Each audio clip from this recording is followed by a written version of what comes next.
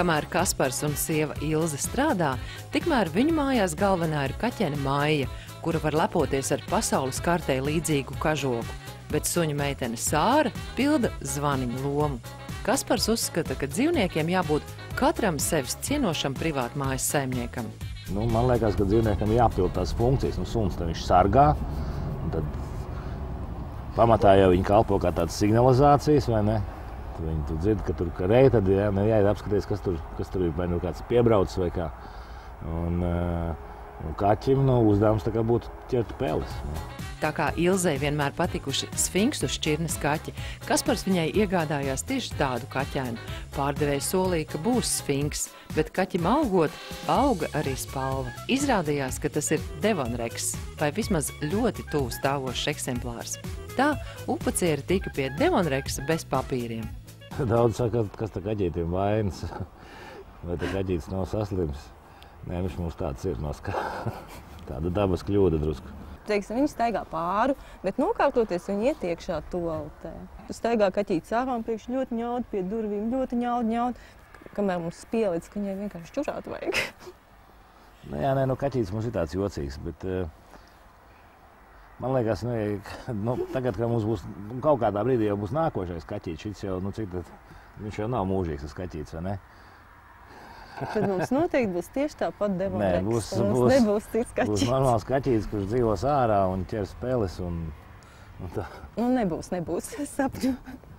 Saimniece sunim faktiski ir Ilze, ja? Un mani savukārt suns uztver kā tādu, bara vadoni. Es tas tā kā, Tētis. Jo es esmu viņai, varu uzreiz pateikt, ka viņa man visvairāk klausa. Ilzei vienmēr līdzās bijuši dzīvnieki, bet tiem, kā jau savulaika lauku mājās, bijusi sava vieta. Tāpēc, lai saprastu, kāda loma būs šim sunim, Ilze ar Sāru apmeklējusi suņu skolu. Mēs it kā kaut kādu pat būdu uzbūvējām, domājam, ka varbūt viņi ies tagad būdā. Viņa ļāva mums tur dzīvot. Jā. Tā būda nostājuma, tad mēs atdevām sievasmātei to būtu. Es esmu uzaudzis pilsētā, un mums bija visu laiku suņi.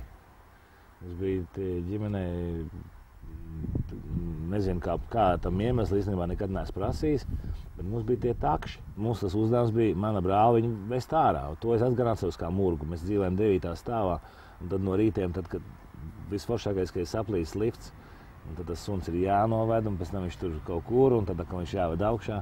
Un tad tas bija tāds džeks, kurš visu laiku tikai, viņš tā kā čaums, un tad viņš tā visu laiku brīdim tā paskatās, vai viņu vēro. Ja viņš ir bez siksniņas. Un kā viņš piefiksē, kad viņu neviens tajā brīdī nepiepasē, viņš reiz prom. Un pēc tam 2 naktī džeks atnāk mājās un rej pie daudzstāvu mājas Mežciemā, lai viņu neaiz iekšā mājās. Kad mums bija brāli, viņš jāiet meklēt. To es atceros tādu pilnīgi kaut kādu nevajadzīgu nodarbu. Kāpēc, lai viņš atsauktos? Mēs te gājām kaut ko mežē. Reksi, nāc mājās, Reks! Tad ir muļķi kaut kā. Tagad es zinu, kāpēc Kaspars grib, ka suni, kas dzīvo ārā. Es jebkurā gadījumā uzskatu, ka mums kaut kādā brīdī būs nākošais, un tas dzīvos ārā. Tas ir labi. Nezimē. Hovā. Sāra, kāp augšā. Hovā, dresēts suns man ir. Un kaķis ir šitas, kas ir dīvaini, šausmīgi ziņkārīgs. Es nezinu, kā ir citi kaķi, bet briesmīgi ziņkārīgs. Te atrodas kaut kādi cilvēki, viņi iet uzreiz mašīnā tur iekšā. Jā, viņi drausmīgi ziņkārīgi. Tad bija celtnieki, tad to māju kaut ko nāca. Tad viņi šurīja pa visām instrumentu kastēm. Tur viņai kaut kā viss šausmīgi interesē. Viņai jātur rokas pulsi, ja ir mājas saimnieks. Kā mums tāda virtuves, tāda virsma, ja? Un tad tur tā vienā stūrī tam kaķim ir tās bļodiņas. Lai suns netiek klāt, lai suns nevar izēst tam kaķim tās bļodas, ja? Jo viņi jau pēd visu pēc kāds, viņi nešķiro. Un tad tas kaķis, protams, ka viņš tur drīkst iet. Tas nozīmē, ja viņš tur drīkst iet, tad viņš var iet arī pa galdu, un to es nevaru ciest. Es tagad sēžu pie galda un pēkšņi kaķis aiziet. Es ēdu un kaķis aiziet.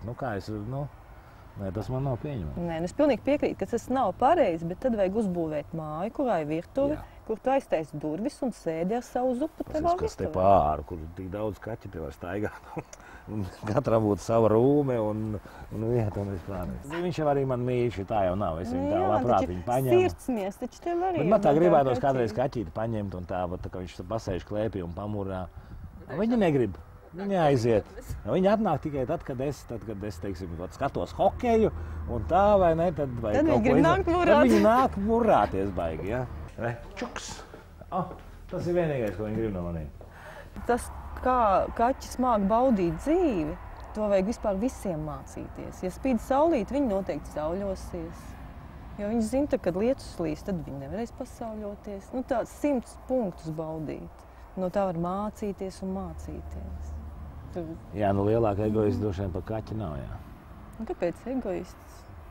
Nu, jā, nu, bet viņš te tomēr dzīvo, un viņam arī jābūt kaut kādiem pienākumiem pret... Nu, jā, viņai ir pienākums, un viņai arī tevi priecīgu laimīgi. Ok, bet viņai neziet noķer peles, tad būšu vēl priecīgāk. Nu, bet kurš tas ir rakstīts, kad viņai jāķer peli? Lejā, hop, apor. Mani sauc Kaspars. Mani Ilze. Tā ir Sāra. Mēs esam Upacieri, un jūs skatāties raidījumu Ķepa uz sirds.